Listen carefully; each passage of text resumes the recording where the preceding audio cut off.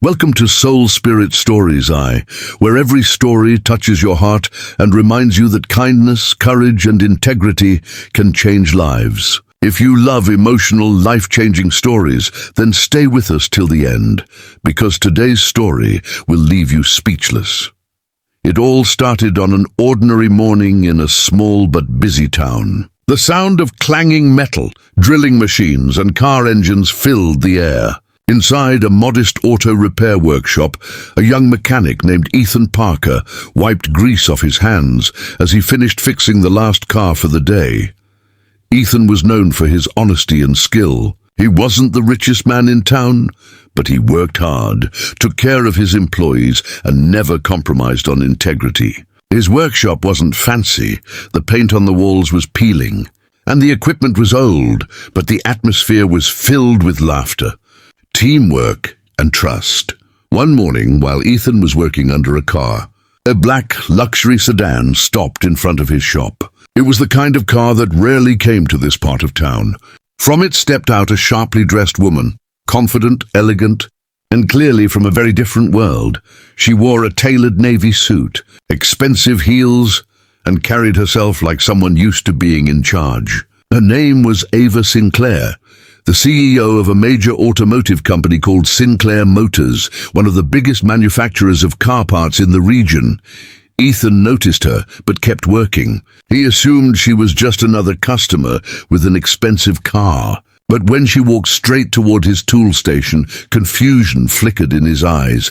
Ava crossed her arms, her tone sharp and demanding. "Excuse me," she said. "Why is my company's logo on your toolbox?" Ethan froze. He slowly got up, wiping his hands with a rag, and looked at the bright red toolbox sitting beside him. On it, the Sinclair Motors logo was clearly visible, clean, professional, and official. "Ma'am," he said calmly, "this toolbox was given to me years ago. I didn't know it belonged to your company." Ava narrowed her eyes. "That's impossible. We don't sell or distribute toolboxes like that to the public. Only employees and certified partners have them. So tell me, how did you get it?" The mechanics in the workshop stopped what they were doing. The tension was thick. Ethan took a deep breath, and for the first time, there was a mix of pride and pain in his eyes. "I used to work for Sinclair Motors," he said quietly. "About 10 years ago." Ava's brows lifted in disbelief. "You worked for my company?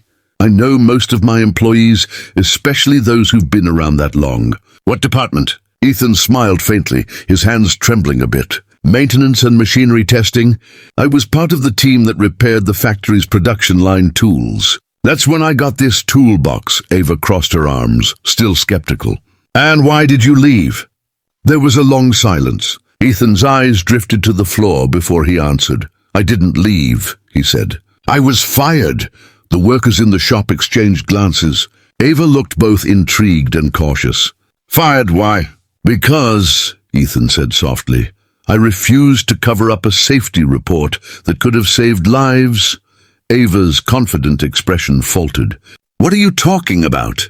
Ethan sighed and sat on a stool nearby. 10 years ago, the company had a major problem in the assembly line, a malfunction in one of the robotic arms. It was skipping calibration, which could have caused serious accidents. I filed a report about it, but my supervisor at the time told me to delete it, said it would delay production and cost the company money. He paused, then looked her in the eye. I refused. A few days later, I was accused of negligence, and they fired me. No one listened. I lost my job, my home, and for a while I almost lost hope. Ava stared at him in shock. She had heard rumors of unethical management in the past, but never had proof. Sinclair Motors was her father's company back then. She only became CEO 3 years ago, after his retirement. She looked at Ethan with genuine concern. "What was your supervisor's name?" "Martin Hayes," Ethan replied without hesitation. Ava immediately recognized the name. Hayes was a senior manager who'd resigned abruptly years ago after internal audits revealed irregularities. In maintenance logs, she looked at the toolbox again, a silent reminder of what Ethan had lost and what he still carried with. "Dignity. Why didn't you ever come forward after he was gone?" she asked. Ethan smiled sadly. I figured no one would care. And honestly, I had to survive. I opened this little shop with whatever I had left. I just wanted to move on. Ava took a moment, visibly moved. Then her tone softened. You know, most people would have sold that toolbox or thrown it away, considering what it represented. Ethan chuckled.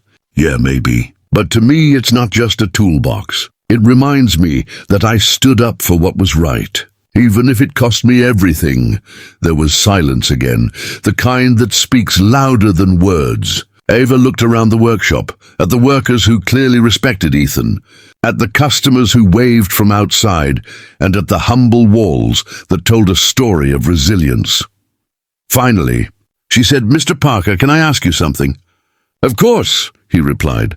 If someone wronged you that badly, why are you still loyal to the logo that represents them? Ethan looked at her with quiet pride. Because the logo isn't the problem, he said. People make mistakes. Companies change hands, but what it stands for, innovation, hard work, progress, that's something I still believe in. I just wish the company lived up to its name. Ava was silent for a moment, and then she smiled. Not a corporate smile, but one filled with admiration. You might be surprised, she said softly. We're trying to rebuild that vision again. And people like you are exactly what this company needs. Ethan blinked, unsure what she meant. Ava took out her phone, made a quick call, and within minutes, her assistant arrived. Get me the HR files from 10 years ago. The case of Ethan Parker, she said firmly. Ethan was stunned. Wait, what are you doing? Correcting a mistake, Ava said, and possibly offering you a second chance. Hours later, Ava sat in her car outside the workshop, going through the digital records on her tablet. Everything Ethan said was true. The reports, the emails, even the incident logs. He'd been framed to protect corporate greed. She returned the next morning. Ethan was surprised to see her again. I reviewed everything, she said. You were telling the truth. The company owes you an apology, and more than that, an opportunity. Ethan blinked. What do you mean? Ava smiled. Sinclair Motors is launching a new program for independent mechanics and small garage owners. We want to collaborate with honest, skilled professionals, people who represent integrity and excellence. I want your workshop to be our pilot partner. Ethan was speechless. You want my small shop to partner with your company? Yes, Ava replied. You stood up for safety when others stayed silent. That's the kind of spirit we want in our brand. Ethan couldn't believe what he was hearing. Ma'am, I appreciate this, but I'm just a small-town mechanic. I don't have fancy tools or a big staff. Ava shook her head. You have something far more valuable, honesty, courage, and skill. We can provide the tools. You provide the heart. Tears welled in Ethan's eyes. After years of struggle, he finally felt seen. Over the next few months, Sinclair Motors helped renovate Ethan's workshop. New machines, better infrastructure, and training programs were introduced. The sign outside now read, Parker and Sinclair Auto Solutions, integrity in every turn. Ethan's employees couldn't believe the transformation. Business grew rapidly. But more importantly, Ethan became a symbol of hope in the community, proof that standing up for the truth may cost you today, but reward you tomorrow.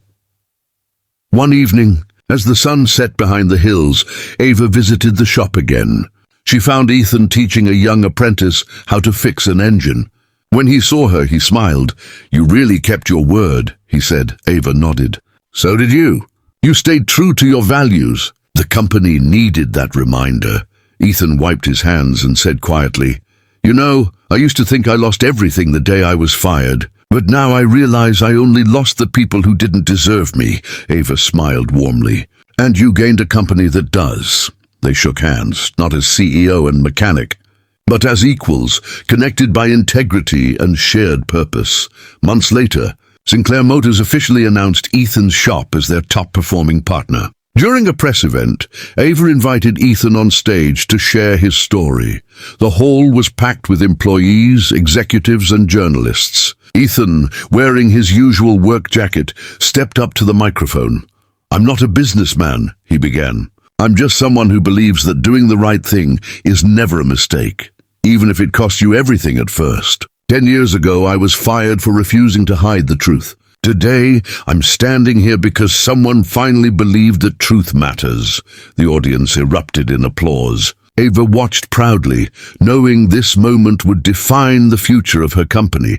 After the event, a reporter asked Ava, "What made you trust a small-town mechanic so quickly?" Ava smiled. "Because when he looked at that logo, he didn't see a brand. He saw values, and that's what I want Sinclair Motors to stand for again."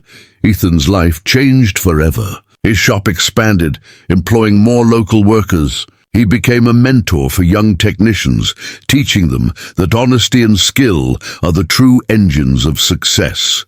And every time he looked at that red toolbox with the Sinclair logo, he smiled, not with pain but with pride. It no longer reminded him of what he lost, but of how far he'd come. One night, Ethan was locking up the shop when a young boy approached him. "He couldn't.